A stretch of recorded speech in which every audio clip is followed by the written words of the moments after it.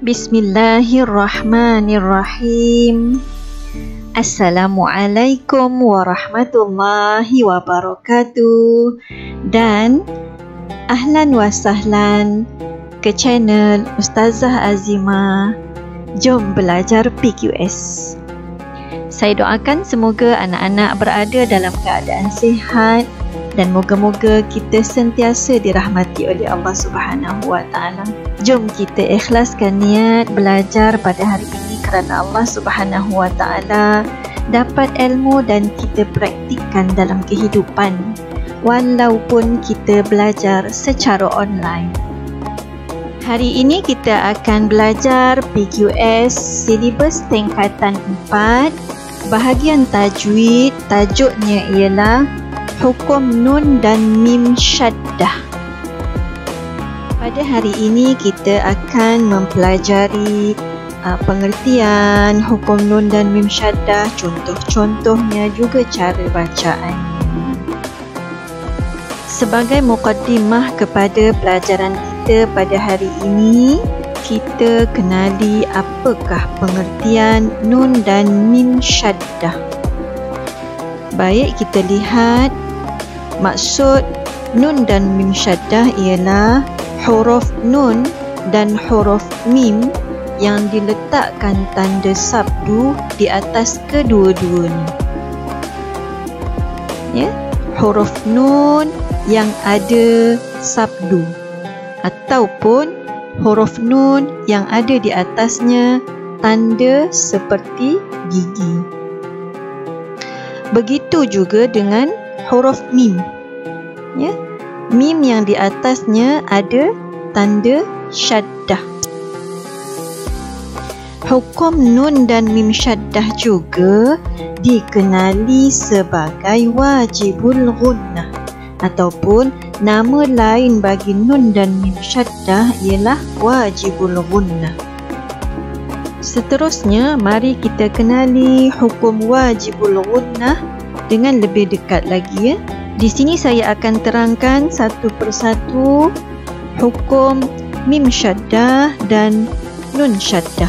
Yang pertama saya akan terangkan Mim Syaddah terlebih dahulu. Sebenarnya huruf yang bertasydid asalnya terdiri daripada dua huruf yang sama. Ya, kita lihat ya, Mim Syaddah asalnya huruf Mim itu ada dua. Ini Mim yang pertama dan ini Mim yang kedua.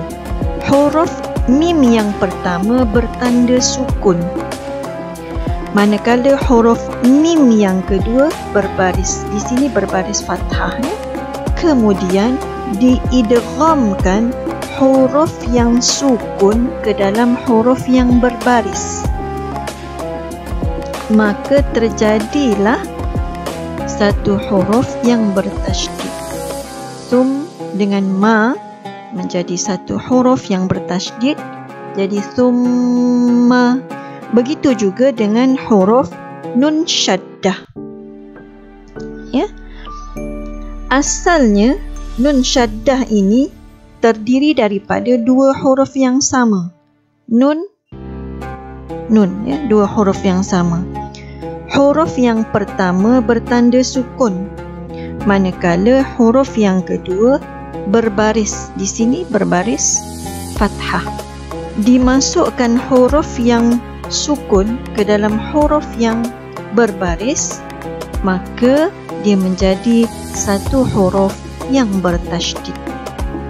Berikut adalah antara contoh Nun Syaddah. Contoh yang pertama ialah daripada surah Al-Kahfi, surah yang ke-18, ayat yang kedua. Hukum Nun Syaddahnya ada pada perkataan anna.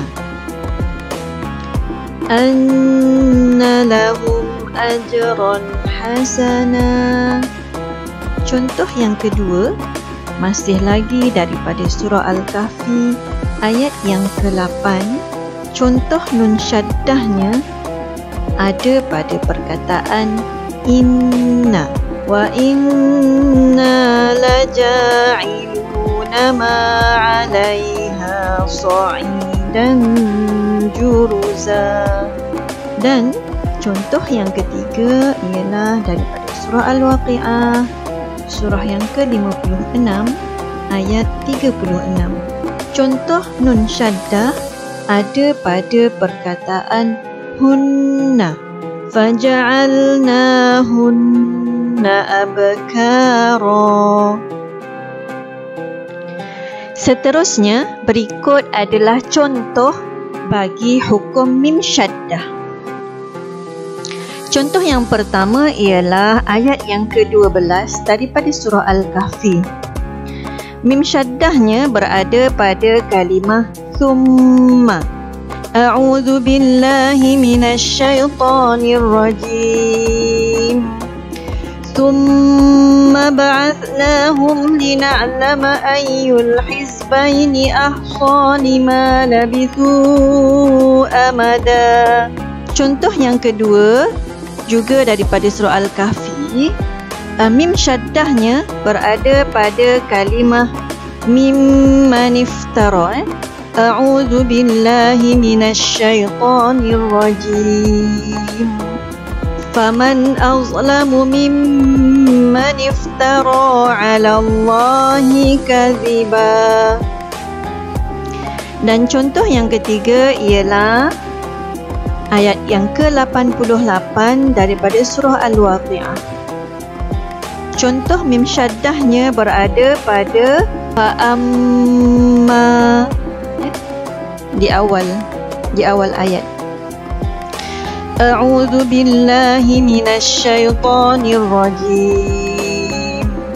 Fa'amma in kana minal muqarrabin.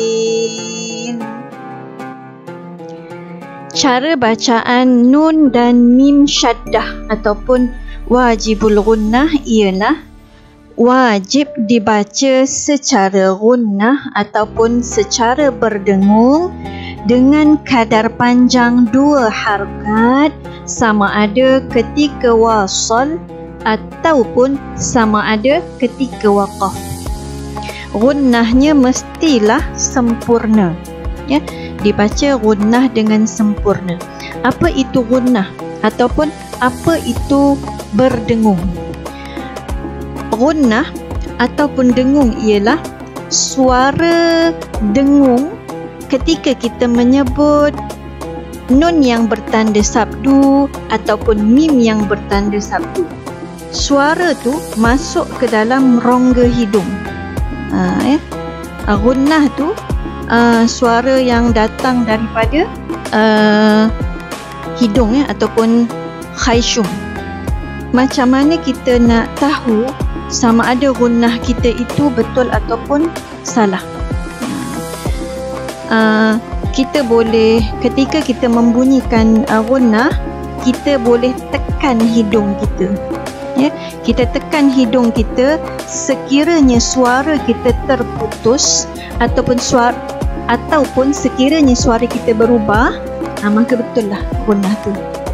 Kalau kita picit hidung kita masih berbunyi suara macam sama, maknanya tak betul lagi gunnah kita, ya. Dan okey, untuk cara bacaan ni kita kena pastikan yang pertama wajib dibaca secara gunnah.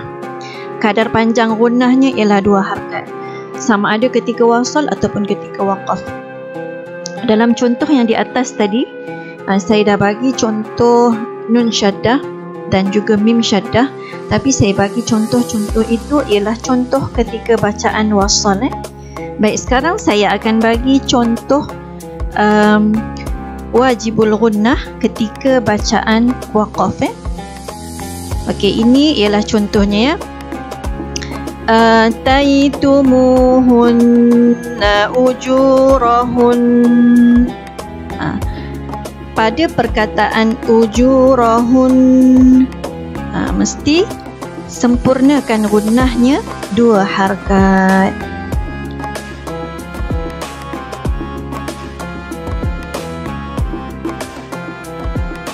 Setakat ini dulu perkongsian saya pada kali ini. Jumpa lagi di lain kesempatan. Saya doakan mudah-mudahan anak-anak dapat memahaminya dengan baik. dan mudah-mudahan perkongsian saya ini memberi manfaat. Jangan lupa ya anak-anak, sila jawab kuis yang Ustazah telah sediakan linknya di ruangan description di bawah.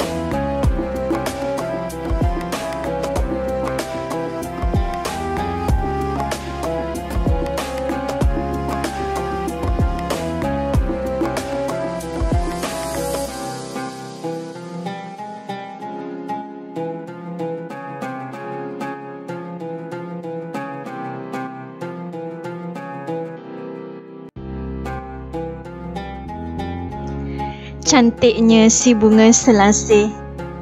Sekian, terima kasih. Wabillahi taufiq wal hidayah. Wassalamualaikum warahmatullahi wabarakatuh.